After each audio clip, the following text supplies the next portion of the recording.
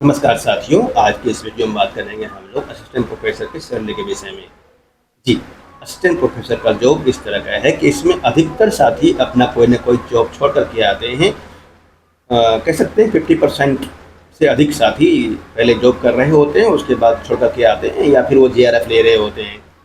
तो सैलरी जानने की इच्छा प्रबल होती है, कितनी सैलरी होगी जिस पद पे हम जा रहे हैं। असिस्टेंट प्रोफेसर का मूल वेतन 57,700 होता है और ग्रेड पे जो होता है वो 6,000 होता है। ग्रेड पे एक तरह से कह सकते हैं कि IAS का भी 5400 ग्रेड पे होता है शुरुआती, और BDO CO इन सब का 4800 की बात है। बिहार की बात कर रहे हैं, 4800 का होता है। परंतु वो सब पद एक प्रशासनिक पद है, उसमें बहुत सारी जिम्मेदारियां हैं, बहुत सारी सुविधाएं हैं। असिस्टेंट प्रोफेसर के लिए यदि आरामदायक जॉब चाहिए, शिक्षण से जुड़ना है आपको, लिमिट पैसा, इसमें आपका लिमिट पैसा है। ये नहीं कह सकते कि अथाह पैसा है। हालांकि लिमिट सैलरी वहाँ भी है, परंतु वहाँ सुविधाएं और साइड से आप जो भी हैं उसके विषय में ज़्यादा नहीं बना। वीडियो को तभी देख रहे हैं जब आप इस पद पे आना चाहते हैं। तो असिस्टेंट प्रोफेसर की सैलरी 57,700, मूल वेतन अभी 7 पे की बात, 57,700 और ग्रेड पे है। 4 साल में प्रमोशन होता है। प्रमोशन से संबंधित एक वीडियो अलग से बनाएंगे। ग्रोथ होता है 12 साल के बाद, तो बहुत अच्छी सैलरी हो जाती है। 12 साल के बाद, 12 साल तक बहुत अच्छा प्रमोशन नहीं होता है, तो 12 साल के बाद जो प्रमोशन होता है बहुत अच्छा वाला होता है। 57,700 मूल वेतन, अभी 60% DA है। शहरों में HRA की सुविधा अलग अलग है बिहार में। तो भागलपुर में जहाँ पे हम लोग जॉब कर रहे हैं, यहाँ पे 10% है। पटना में HRA की बात करेंगे तो 11,000 के समथिंग बनेगा। भागलपुर में 5,700 के आसपास बनता है HRA।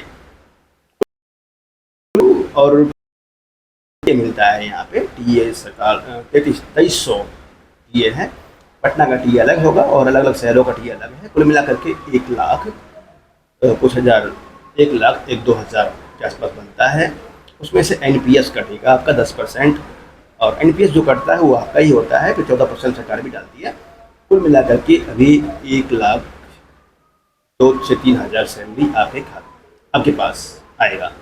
उसमें से यदि NPS प्रारंभ से कट रहा है तो 10% काट दीजिए, आप उसमें से 92-93 हज़ार के आसपास आपके इन हैंड सैलरी होगी।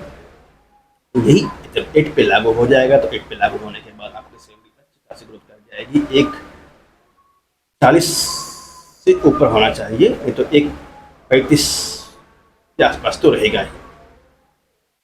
आइए असिस्टेंट प्रोफेसर के जॉब को ज्वाइन कीजिए, तैयारी कीजिए। आप जिस भी जॉब में हैं, यदि इच्छा है आपके असिस्टेंट प्रोफेसर बनने की, तो तैयारी कीजिए, UGC नेट पास कीजिए। संभवतः बिहार में असिस्टेंट प्रोफेसर भर्ती होने से पूर्व शायद वेट भी हो। हालांकि साल में 2 बार UGC नेट NTA के द्वारा UGC नेट की परीक्षा, आपको नेट क्वालिफाई करना होता है। नेट क्वालिफाई करते हैं तब आप असिस्टेंट प्रोफेसर के लिए क्वालिफाइड होते हैं।